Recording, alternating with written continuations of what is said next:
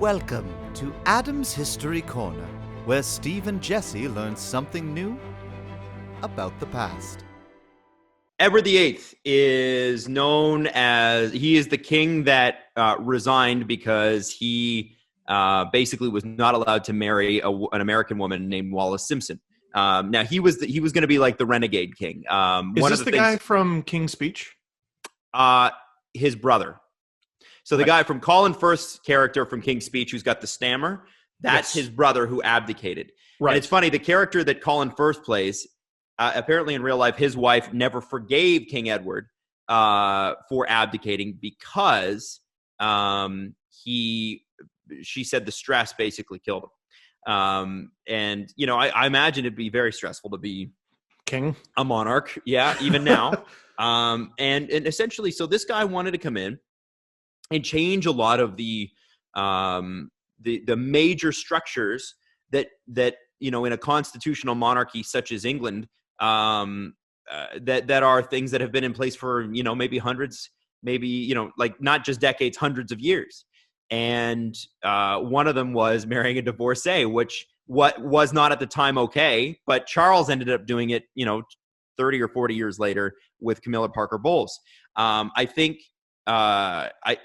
what you had there was somebody that perhaps was a little out of touch with the people and what they were going through in England at the time.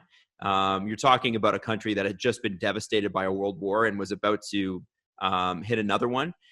This is a guy who, wanted to make some changes. And if you looked at some of the changes he wanted to make, like he just wanted to marry a divorcee, like, come on. But there was other things he wanted to do that if you are somebody that is like pro-monarchy and you care, that you'd be like, maybe not. Maybe I could see that. But the thing is that there is a element of him that is quite ugly.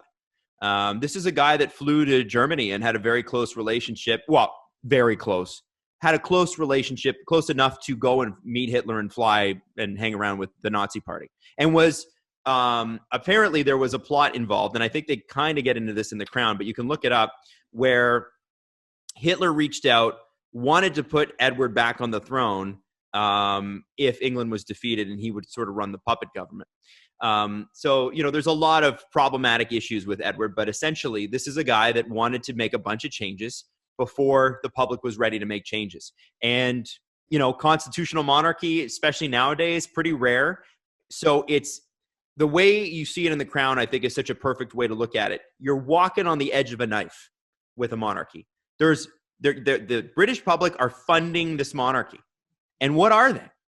They're really just like, are they a tourist attraction? Are they ambassadors? Like, what do? They don't have any political power.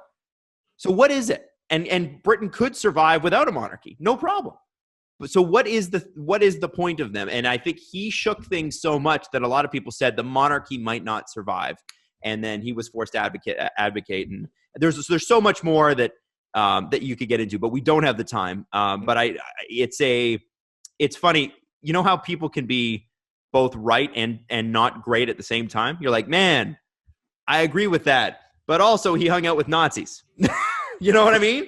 That's the part of Edward that you're like, man, there's a whole list of things that you would have been bang on. And then it was like, you get to the Nazi part, it's like, whoa. What year is this happening? This would be, I believe 30s? It was the early 30s. So you got to remember, like too. 1930s? Yeah. Oh, so Yeah. like recently. Very recent. Oh, yeah. Oh, Very okay. recent. It's Queen Elizabeth's uncle. Oh, shit. And that was her favorite uncle. She loved him.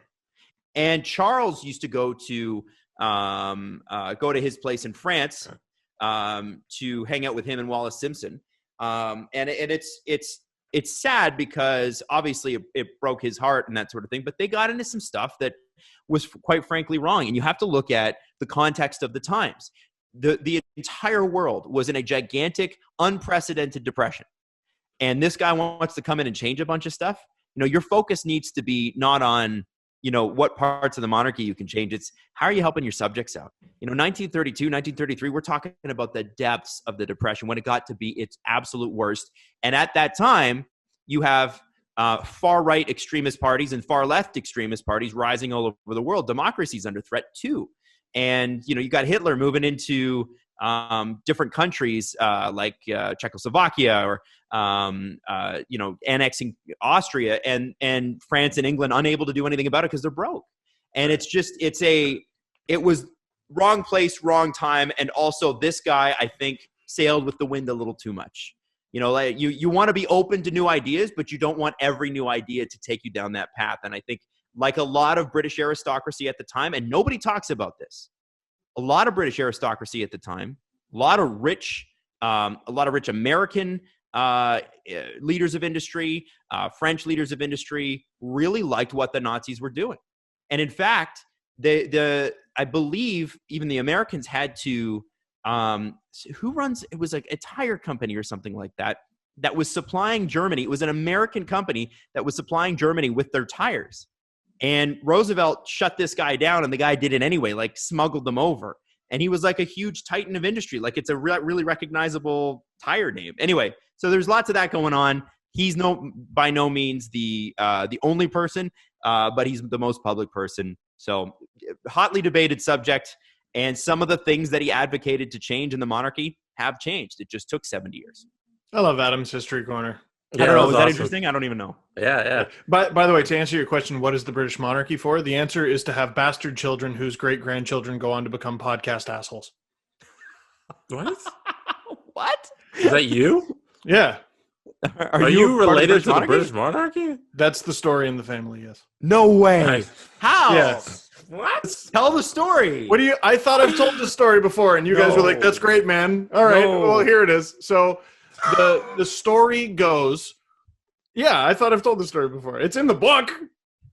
Okay. I lost my copy of your book, by the way, so I need another one. Okay. So here's the story, supposedly, and it's not a very complicated one. It's King George I can't remember. We're just like 1900 or something. It would have been here. If you give like me Victoria's. I can go grab the book. Okay. What year are we talking here?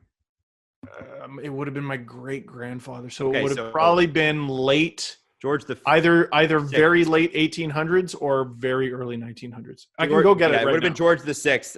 He was. Might have been the fifth. I can't remember. It might have been the fifth. Okay, so George the Fifth. Anyway, one of them. I can go get it right now. I'm gonna go get it. Go get it. All right, and Adam, you're looking up King George the Fifth, which so this is Queen Elizabeth's a grandson. the current queen. No, not Queen Elizabeth. Queen Victoria's grandson. Okay. So King George V would have been King Edward's father, and King Edward abdicated, who I was just talking about, for King George VI, who is Elizabeth II, who is now the reigning monarch. That's her father. So Queen Elizabeth II, the current queen, her dad is George VI, who is not Steve's uncle.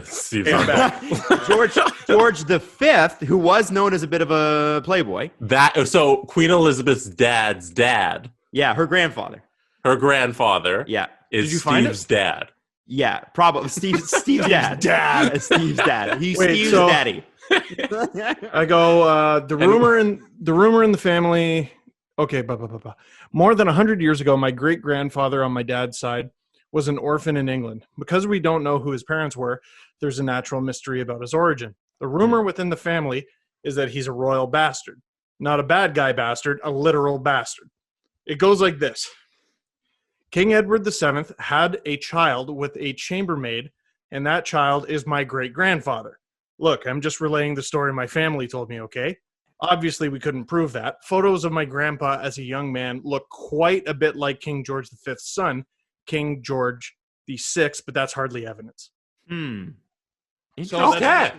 that's the story in the and so King George VII would be his dad, you said?